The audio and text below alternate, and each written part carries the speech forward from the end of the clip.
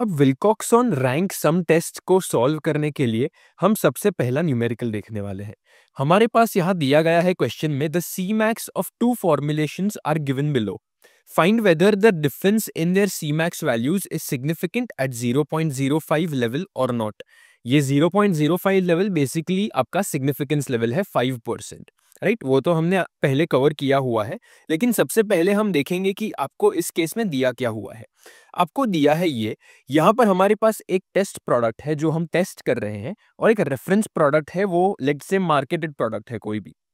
उन सभी का सी मैक्स वैल्यू आपको दो अलग कॉलम्स में दिया हुआ है। आपको दोनों में सिग्निफिकेंट डिफरेंस है या नहीं वो देखना है। तो आप देख सकते हो कि ये कैसे independent t test two sample independent t test से सिमिलर है, राइट। लेकिन इस केस में आपके पास कुछ भी वैल्यू नहीं है, स्टैंडर्ड डिविएशन, मीन, ऐसी कोई वैल्यू नहीं है।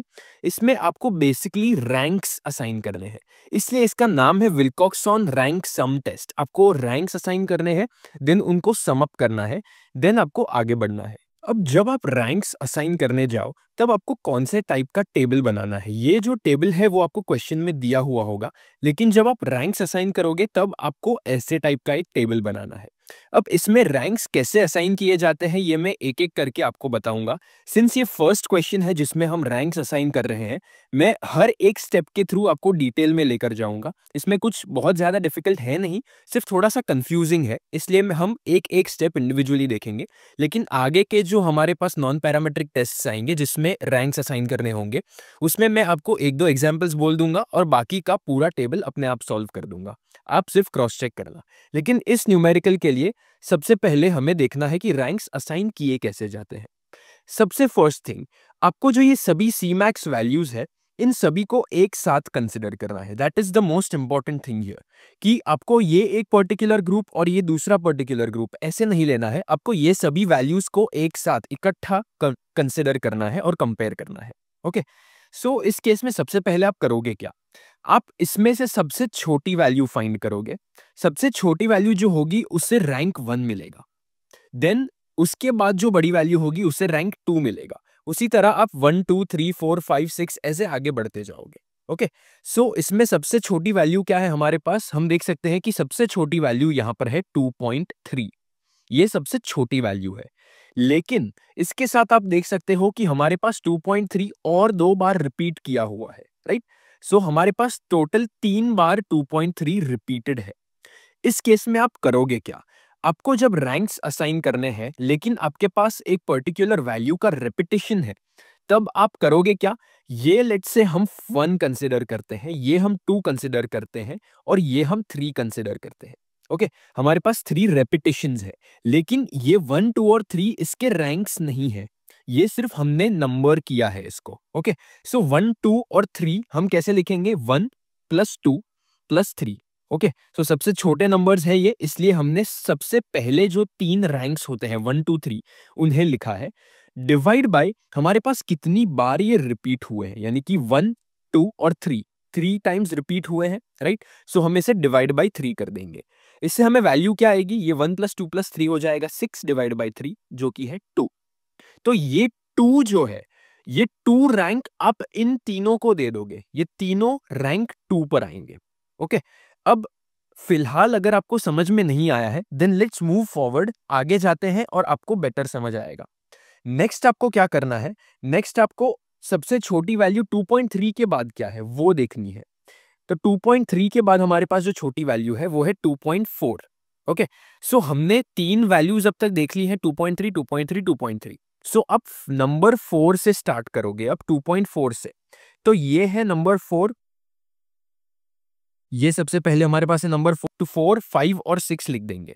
ओके, एक लाइन में वैल्यूज लिख देंगे। 1 2 3 के बाद की कंसेक्यूटिव वैल्यूज आएंगी 4 5 और 6। ये सभी वैल्यूज सेम है, तो हम क्या करेंगे, 4 + 5 + 6 करेंगे, 4 + 5 + 6 करेंगे, और डिवाइड कर देंगे हमारे पास कितनी बार वो वैल्यू रिपीट हुई है उससे। एक बार हुई, 2 बार हुई और 3 बार हुई। सो 3 बार वैल्यू रिपीट हुई है, सो हम डिवाइड बाय 3 कर देंगे। यह आएगा 9 + 6 divide by 3 which will give you 15 divide by 3 which will be 5।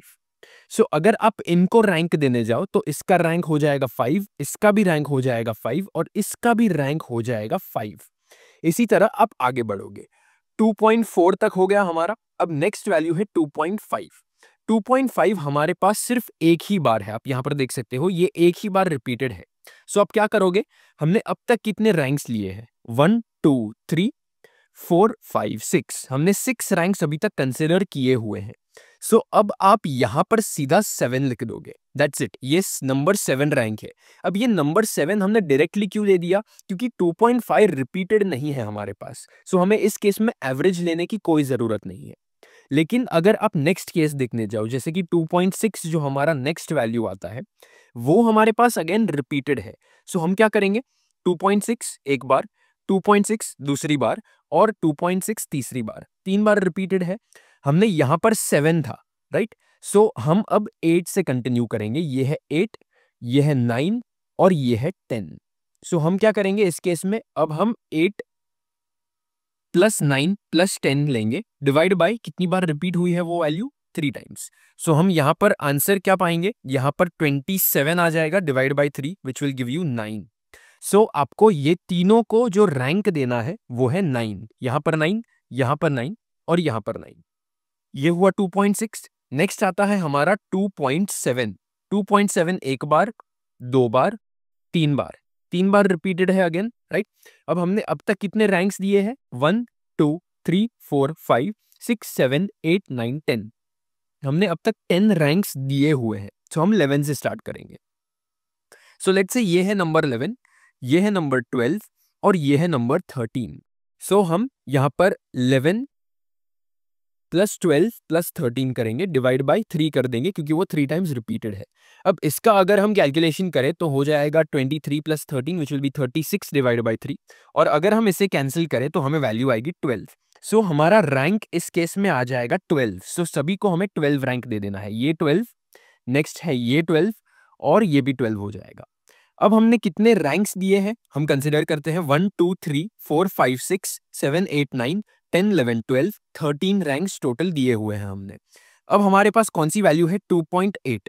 यहां पर एक बार 2.8 है, यहां पर 2 बार 2.8 है।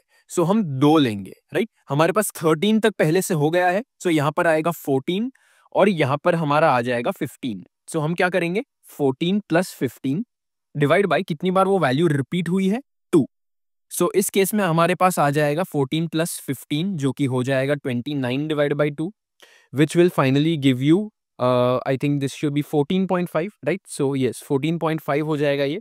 तो यहाँ पर हम रैंक दे देंगे 14.5 और 14.5।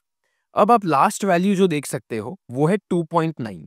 अब ये 2.9 कैसे करेंगे हम, हमने अब तक कितने रैंक्स दिए हैं, 1 2 3 4 5 6 7 8 9 10 11 12 13 14 15 रैंक्स दिए हैं।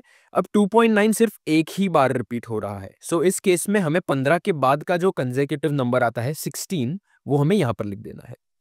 ये सभी हमारे रैंक्स हो गए, हमने सभी को रैंक्स असाइन कर दिए। अब हमें फाइनली क्या करना है, फाइनली हमें ये टेबल के लिए ये जो रैंक्स हैं हमारे एक ग्रुप के, उन्हें सम अप कर कर यहां लिखना है, जो सम ऑफ रैंक्स हो जाएगा। और ये सभी जो रैंक्स है इन्हें सम अप कर कर यहां लिखना है। सो ये दो हमारे पास रैंक्स की कॉलम हो जाएगी। अगर आप इन दोनों कॉलम्स को ऐड कर दो तो आपके पास इसका आंसर आएगा 73.5, इसका 62.5। सो ये है आपका बेसिक टेबल का कैलकुलेशन। इसके बाद हम स्टार्ट करने वाले हैं formula application. Thank you for watching.